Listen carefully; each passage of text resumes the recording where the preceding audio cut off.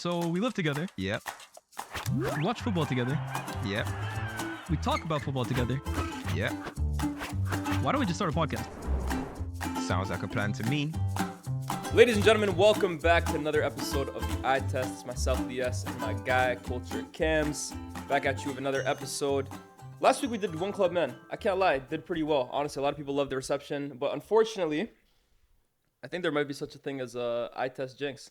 Yeah. Thomas Muller, Bayern Munich fans. From the bottom of my heart, I'm sorry. I did not foresee that. But today we got a new episode for you guys. And we got a comment on our last one, right?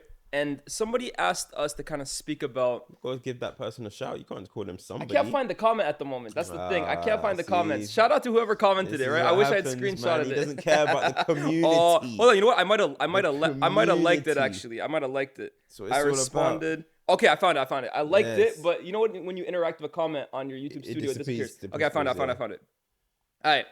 So this is from Ibrahima Kintola 36. He asks, next episode, please talk about that lost generation of players between 34 and 30 who never reached their assumed potential, like Neymar, Hazard, Coutinho, James Rodriguez, Pogba. I'm going to throw in guys like Verratti, Isco as well, too. Kind of that age group that immediately followed Ronaldo and Messi and have immediately preceded the likes of Mbappe, Haaland, this new gen. That we'll call it the lost generation. I have some thoughts on this in terms of, I think each one of them, like I see the phrase he used, unachieved potential. I don't think it applies for all of them. And I think each's case is a little bit different than the other. But overarching in general, how do you feel about that generation? Do you consider it a lost generation? And where do you think it went wrong for the most part for a lot of those guys? Yeah, do you know what? This is something actually I've spoken about before. I did a tweet a while ago talking about why is every 1990s, like my generation's 1990s, I was like, why is every 90s generation, and I was like, in most sports, they're not that good, bro. Like, I was like, why is that the case? Like, and then a lot of people, I'm trying to find the tweet I'm talking about. Yeah, I said, why don't people born in, I said this in 2023, why don't people born in the 90s dominate sports? I said, are we a washed generation? I said, 80s have been dominating stuff for so long and might skip to the 2000s. And then, you know, some people are saying, what do you mean Patrick Mahomes and all this type of stuff? But I'm like, you really look at who's dominated sports. I'm like, it's not really the 90s. Like, you might get the odd few in some sport, Jokic, and, you know, some people are throwing all these names. But look at LeBron's and Steph Curry's and KD's, and they're the 80s. Do you get where I'm coming from? And then you look at football, you look at Cristiano, Messi, Modric. I even think tennis, right? All like these guys, the Federer, Nadal, and Djokovic. Who? Because Alcaraz now is the new kid on the block. He's I think he's late 90s. I think he's 2000s, bro. I think Carlos Alcaraz, because I'm late 90s. I'm like 98. Yeah. Damn. Alcaraz, I'm pretty sure is younger than me, man. But yeah, he's what's his age bracket? He's 20. Yeah, he's 21. He's born in 2003. There we go. So, I'm trying to think. Okay, I don't watch tennis like that.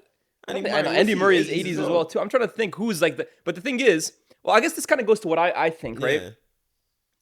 I don't think a lot of the 90s kids had a chance because the guys from the 80s didn't let go of it. And I think you know what it is, right? When we look at the generation of football, let's stick to football here. Yeah.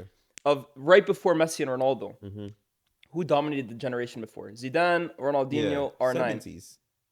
But my point is, Dino was rubbed out by like 28, 29. Zidane retired at like 32. R9 was basically considered finished at one time as well too. I feel like, and I think for most periods before the Messi Ronaldo era, guys were finished by their early to mid 30s. So it kind of allowed the next generation to kind of creep up as they were fading in. But Messi and Ronaldo, and to be fair, the likes of Lewandowski, Thiago Silva, Modric as well too, have completely changed the way we view longevity and viewed the average player's career and stretched their greatness so late into their career that while these guys should have been emerging into their prime, the football world was still fixated on the generation before because they didn't let go of the game. But why? What was it about that 80s generation that made that the case? To be fair, the fact that it's across all sports as well too. I don't know. It's something in the water these days, bro. man. Do you know what? That's your generation, 80s. Tell us about that. You know what it is, right? You know, when I look at it, like, I don't know. There's so much parts that I think you can play, and obviously, right now, obviously not one of us have a specific answer because you can't just say. And like I said, I think for every player it's different. Exactly. But do you think like the 90s being the first generation of like proper social media has an effect? What, in terms of like this was the first ones we were really like putting under a microscope? Really under the microscope of social media coming through even as kids, as teenagers. I do think so. Do you think that's had a say in it? Because that's the only thing I'm looking at. Because if you're talking about sports development, sports science, if you're talking about technology, 90s had that over the 80s. We had all of that. So what is it that could be different? And you think about it, it's got to be social media, surely. Like when you look at Pogba, you look at Neymar, you look at Hazard, when they're coming up Vine, Facebook, YouTube was a little bit earlier, but becoming YouTube stars. Neymar was probably the first YouTube sensation like that went on to be something unbelievable.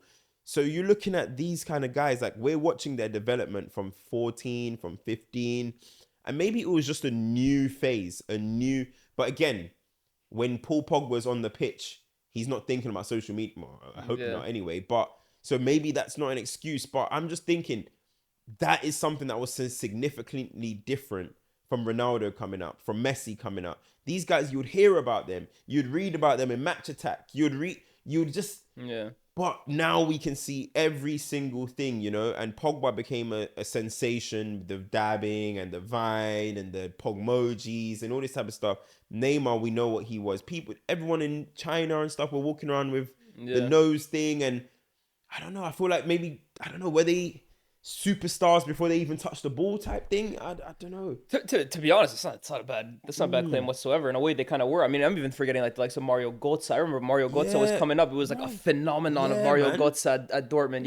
That's a good point as well too. But I also think even the way we perceive them as well too, right? I think it was the first generation that were really put under a microscope in terms of all the games are now accessible. Every highlight that they do is going on Twitter and stuff like that. They weren't allowed to fail or grow or whatever. Like, if they weren't making it, if they were failing, all the eyes were on them. And I look, obviously, maybe you a little bit more than me, but the generation before that, I in particular wasn't really paying attention to that kind of stuff. Like if someone has a bad game over in La Liga, I might not have even seen that game. Now, especially in this last 10, 15 years, every player's player comp is out 30 minutes after the game. That really wasn't a thing before that. Yeah, the thing is, right? So I'm just looking at like some of the responses, right? Like everybody's, like, a lot of people are agreeing, you know what I mean? They're agreeing with what I'm saying. They're like, they don't understand it. A lot of people don't understand why that was the case, you know? And somebody put an answer saying 80s born athletes are the best generation ever. Advancements in sports science and technology has allowed a significant percentage to reign well into the next generation, which basically said 90s are born athletes are competing to establish themselves versus GOATs. 90s will probably peak later and longer. You know what is, right? I think as well, one thing is, in life, they say a generation is 20 years. So a generation is actually 20 years. So is there a case that this is the lost generation? Do you get where I'm coming from? 80s, 2000s, that's 20 years. So there's going to be a little cluster of people who, look, there's legends in the game. People don't come and start saying, oh, what about Kevin De Bruyne and stuff? We're not saying every single person born in the 90s isn't, but we're just talking about in the terms of the greatest stages or levels, there's not that many. So do you think maybe because a generation is 20 years, as they say, so even advancement in technology, in just life, modernizing life and stuff, they say it's 20 years. Do you think that could be a thing? Because even if you go back to the NBA, I mean, the 60s they claim was a good time. They say the 70s was a lost generation too. What, in terms of people born in the 70s or people playing in the 70s? Well, playing. I was going to say born in the 70s, ain't that memja? True, but playing, that era of the NBA, they say was kind of a lost one. And then it revived in the 80s with Magic and stuff, and then it went on. But, you know, I don't know, maybe it is just, it's a generational thing, you know? Maybe the 2000s lot now that are growing up, they might be amazing. And who knows? Maybe the 2010s lot are going to be... I'd really be interested in asking someone older than us was there a lost generation for them, right? Because if you kind of look at every decade in football, you have what Pele in the 60s, you have the 70s is Cruyff and Beckenbauer, the 80s is Maradona, the 90s were dominated by who? Maybe the 90s is perhaps one that they could consider, because you had Baggio, you had I mean, it was kind of the end of the Dutch trio. Like it's kind of but they're towards more so the end of the decade and kind of going into the 2000s. So maybe people older than us would say, well, back in our day, we kind of had this generation where between Maradona and R9, we were kind of looking at the game saying, who's next up? Who's the guy who's going to kind of take the crown? Maybe they honestly, because there's obviously a lot of great players. Just like we could never say there hasn't been great players born in the 90s either, but they might consider it themselves, right? And I think it's really interesting because we do focus on like let's call them, I don't want to say they're failures, because I always find it funny when we call guys like Hazard and Neymar and Pogba failures. Like their careers, most players would trade their career in for what they did. But let's say they didn't kind of reach the heights that they were predicted to. But in the midst of all of that, guys who probably weren't predicted to do what they ended up doing kind of emerge out of their shadows, and their platform is kind of boosted because they aren't competing with who we thought. Like right now, let's be real, right? Maybe not now because they'd be 32, 33, 34 in the likes of Neymar and stuff. But the last 3-4 years, the Ballon d'Or should have been dominated by the likes of Neymar, Hazard, Pogba, those guys. It didn't happen. It's almost allowed the likes of Salah and De Bruyne and who else has kind of been in this generation as well too. If we're talking Benzema, I would say is probably closer to Messi, Ronaldo. He's 80s. He's 86. He's 86, no? I think. I think he's 86. I'm thinking like 90s. That's like the Salah, De Bruyne duo that has kind of emerged from the Premier League. Mbappe is he? He's 98. He's on the verge. He's on the verge as well too. But you know what I mean? Like it's kind of allowed guys who we probably didn't predict to reach the heights that they did because there were other guys to emerge out of their shadows and platform themselves the way they did. You know what though? I think again, maybe I'm looking at a lot of stuff. A lot of people in the comments might be like, let's look at the things on the pitch. But maybe I'm looking at stuff a lot off the pitch as well. But when I'm looking at it, like, I think you look at when you're modernizing the game or whatever, you're looking at the rise of agents. Yeah. You're looking at money, the amount of money that's going to players now. You're looking at the amount of sponsorships, for superstars. We're talking about superstars. Money, agents, sponsorships. That's already going to be a lot of things that maybe the past didn't go through in that level. One thing we're missing as well too, Cam. Yeah, and one other thing is, because I saw a comment, I do think like mentally as well, like it's a lot comes down to your mentals, and there is a rise in kind of like mental health awareness and all that type of stuff. I think that could play a part in things as well, man. Like, I think so as well too. I think mentally, for sure, it's gonna sound. I don't want to sound harsh, but I think mentally, we could be a bit more of a fragile generation than the past one. I'll be honest. My generation might be a bit more fragile than I don't think you're wrong to say that. I think so. But you know what it is? One thing I think we're massively missing out, forgetting about as well too. It's the games that are being played as well too, bro. Yeah. Could that? I mean, you look at the likes of Hazard and Neymar and Pogba in particular, and I'm even gonna throw Verratti in there because he's Thiago. These guys had massively injury-riddled careers. Let's call it what it is. Thiago Hazard's minutes. Oh yeah, 1,000%. He was done by 28, 29 years old. Let's be real. Thiago Alcantara, like the amount of minutes that he played throughout his career. Again, retired by 31 or what was he? 32, somewhere around that. Verratti, I don't think he played more than 30 games at PSG in the league more than once. Pogba, Neymar, the amount of games that they played. And the minutes as well too. I think the minutes, like you said, is more important than the games. How much of an impact did that have on their body compared to the previous generations who maybe weren't playing as many games over the calendar year? You know what's interesting though, right? So even you talking about that, to be a devil's advocate in a way and actually kind of be like, so this is the angle that I'm going to come on now, is kind of like, well, is it much of a difference? Because the names that we're mentioning are superstars, right? In their own right, in whatever way. But they were also all teen sensations, right? Because of how young they started, sure. All of them. So we're talking about how many minutes they played and stuff. But wouldn't that be the case as well for the previous generations and probably the generations coming up now when you think about it? Because we're naming superstars. We're not naming the everyday run-of-the-mill player who maybe, you know, was on the bench at 20 and then blew up at 23. We're talking about... Fair, when you look at someone like Salah, right? Like he didn't play the early minutes that someone else might have. Someone like Salah... Cool. KDB even, you know, had his stint. He was like, gang, maybe not playing at the highest level at certain points. So when you look at it, same thing happened in the previous, though. You know what I mean? With their superstars, Messi and Ronaldo kind of broke this kind of mold from being young players who played every single game until being whatever. But even though Messi had early injuries in the beginning, but you're looking at Owen, you're looking at R9, you're looking at Wayne Rooney, you're looking at all these guys, superstars who didn't get to play late on into their career either. So that could be the case with Paul Pogba. That could be the case with Neymar. That could be so. There is still similarities in that case. Messi and Ronaldo, yeah, they're the outliers. They're the 80s like goats, and they're the ones. But really, again, you're looking at Luka Modric. He was playing at not the highest level. He went Spurs, blah, blah, blah. Was a late bloomer in a way. He wasn't really a late bloomer. You get what I'm trying to say. But they weren't putting down the minutes that Neymar's putting down, that Hazard's putting down. I guess Karim Benzema, we have to give him a shout. He was one. Even Benzema, look at minutes. You look at minutes. Yeah. He was rotating with Higuain.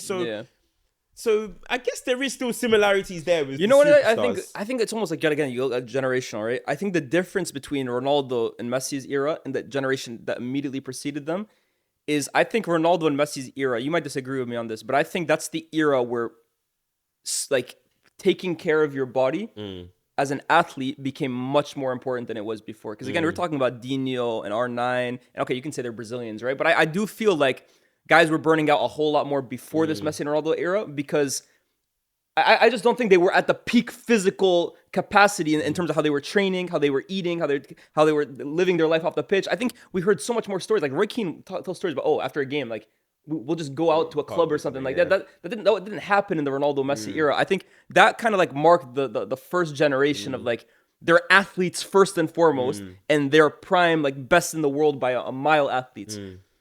And I think that's where you get the likes of Zlatan, you get the likes of Messi, Lewandowski, we're looking at him now as well too, going into 37, 38 years old, a peak physical athlete. Do you think we're just a complacent generation?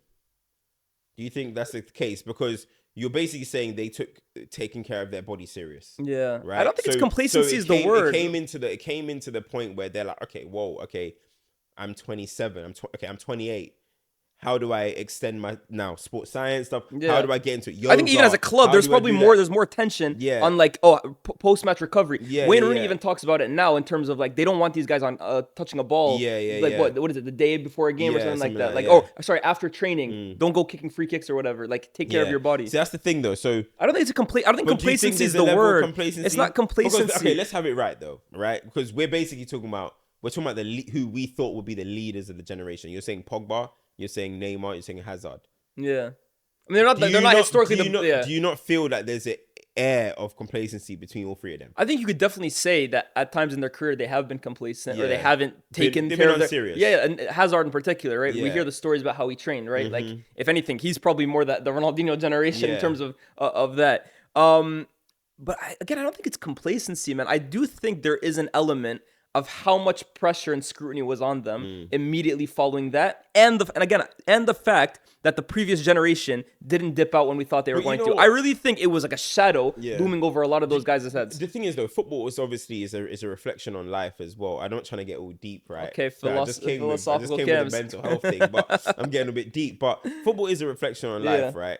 And I'm not gonna lie. Look, I may be wrong, but even my generation, when it comes to like politics and when it comes to kind of like protesting issues, we're very kind of laid back generation. You reckon? Bro, the younger people, maybe the early 90s, the later, like maybe 99s, 90s, they're a lot more, I have an issue, I'm protesting. The younger ones now coming as well, there's an issue, they protest. Sure. My generation were kind of just like, yeah, it is what it is. You know what I mean? It doesn't matter. Raise the taxes. We move. No, honestly, no, I'm being serious. Like it felt like that. Do you know what I mean? It does feel like that. And the thing is, I may be wrong because I do remember my brother once talking about how like, and again, every generation might say the same thing that I'm saying about their generation, because when something happens to you and nothing changes, you feel like nobody did anything, right? But I remember my brother talking about how like the younger generation are a lot more vocal and a lot more, they'll storm to parliament, they'll storm down Downing Street, blah blah blah. Yeah, but I don't know, I just feel like my crop of people, we just kind of we're just a bit laid back and just we just go with the flow a little bit, you know. You know, it's another thing as well too. I think this generation thing that we're talking about, the game is always changing throughout football, right? And I do think there was a bit of like a shift in the way football was being played, like a drastic way in terms of A, the way we digested the game, but B, the way the game was being played, almost like halfway through their careers. Like, obviously, they kind of came through when Pep's football at Barcelona was really, really prominent. But there was a massive shift, I would say, around 2013, with both Bayern's rise under Heinkes and Germany in the World Cup, where and Klopp as well too, where the game was getting faster, stronger, more direct. We always talk about the death of the creative number 10 as well too. That kind of was implemented around the early to mid 2010s. And I think the players that we're kind of talking about are Mavericks, right? The likes of Pogba, Neymar, Hazard, and Isco as well too. They're Maverick footballers. They're players that, again, 10 years ago, you build your whole team around them and you kind of give them the creative freedom to do what they want. That idea and way of thinking, that's how the game should be played, kind of phased out around the time these guys kind of rose to prominence. And yes, Hazard was so good at Chelsea that he had that role still. Pogba, they tried kind of giving him that role. United is a bit techie.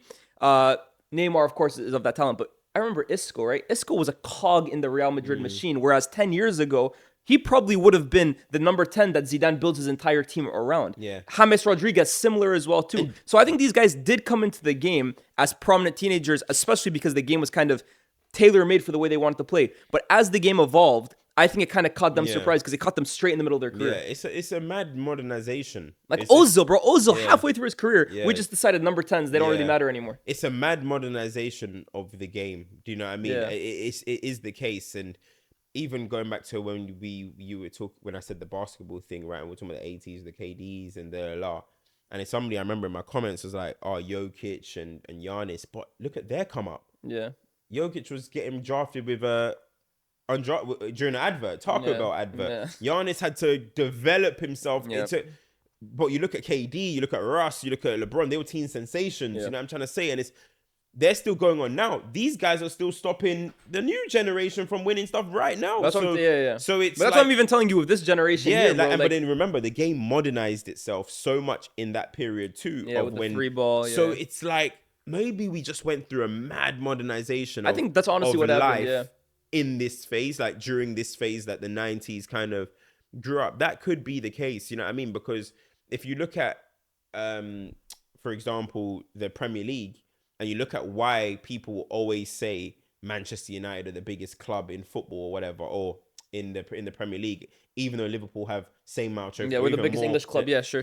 Because during that mad, important modernization phase of life, Liverpool weren't good. Yeah. And they just missed that. They just missed the boat. Like, if Liverpool could have done what they did in the 1890s, bro, they missed it by a decade. They'll be the most attractive team. Like, everybody would want to go it's Liverpool. It's similar to Arsenal, right? Their impact and with because Arsenal were there. Yeah. Now, still to this day, people talk about, oh, my dreams say Arsenal.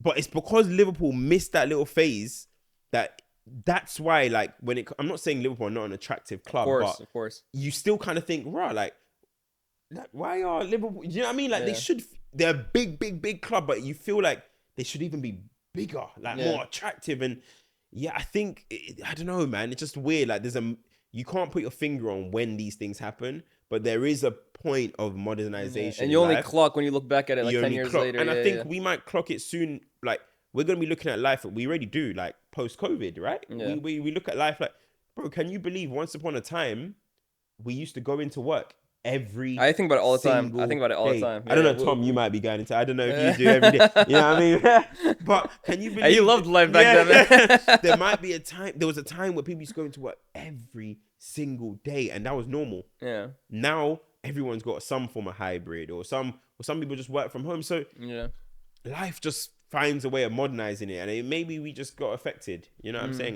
We got affected. I think the 90s crowd got affected. Yeah, that's something in the 90s. Yeah, like, I don't know. You know, some people are gonna say Mbappe, and I can't lie. Like, if you're born in the last Mbappe's creepy. Yeah. If you're born in the last year, you're not really and truly right. It goes millennials is 1990. I think it's 97. And then after that is Gen Z. Do you know what I mean? A lot of people don't feel like a 97 should be Gen Z, to be fair. But I mean, if you're like 19, I mean, I'll be real. I don't consider Mbappe and Hazard the same generation whatsoever. It doesn't feel right to me putting them in the same crop. Yeah, not at all. So Yeah, I wouldn't count Mbappe as 90s baby, despite being born there. Do you know what I mean? So he didn't grow up on Dexter. He didn't grow up on Ed, Ed and Eddie. Yeah, I mean, I grew up on Ed, Ed and Eddie. And I'm the same age as Mbappe. Nah, bro, he didn't grow up on SpongeBob. He didn't grow up on, what's so funny is on like, all them things there. I look at Mbappe and I still consider him a young player, even though now he's like a fully grown man, right? And then I clock it. Mbappe's the same age as me. Like we're the same birth year. That's crazy, isn't it? That is actually crazy. That's crazy. I mean, kind of wrapping this up then, right? Like, do you think it has impacted the game and the way we kind of view it? The fact that because we always kind of like, there's always this narrative going around that the games fell off or like, oh, football fell off or it's not as entertaining. Do you think a part of that has to be that, again, like a whole like 5-6 year period of players that were meant to kind of rise to the top and steal the show never really did? Or do you kind of just think, again, it's like, it is what it is? I do think, I think, oh, look, I'm not trying to like basically say, oh, has the game fell off because of these players? Yeah. Obviously, there's numerous factors that kind of come into this, but do you find it? You consider it a factor? I think there's a factor to it. I do think your point in terms of the way the game changed with like Pep Guardiola with Spain, and then all of a sudden it changed into the physicality, counter pressing, the counter pressing, and all of that. I think that has a massive impact. Look, right now I've been watching some Chelsea, Liverpool games and stuff from the past, right? And the reliance on individuals to do things is unbelievable. Yeah. Like, when you look at it then, for example, I don't know, I'm saying for example, John Terry might just get the ball, boot it long, yo, Drogba, make something happen, mate. You know what I mean? From that ball. So there might be opportunities where we're like, wow, you know what I mean? We see so much individual kind of quality. I think that has a massive effect on things, like individuals just winning you games or pulling something out without the system being perfect. I think that's obviously something we've spoken about lots of times. But I also think, I lost my train of thought. What was the question again?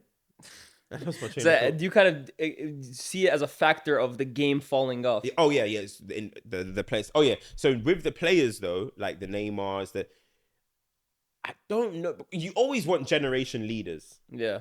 And we did have Ronaldo, Messi that led it for so long. But then they just went, they overlapped. Yeah, they overlapped it, right? But you do want generation leaders. And the disappointing thing is that who were meant to be seen as the generation leaders it didn't transpire that way. So a lot of the people that inspired people to play football, we look at what they're saying about Neymar. He inspired how many people? Let's be honest. Pogba, when he was at Juventus, we were all like, he was a baller. People were gassed. You know what I mean? You look at Hazard. These are the people that inspired us to play football. And now look at the way we talk about them. Oh, they didn't achieve it.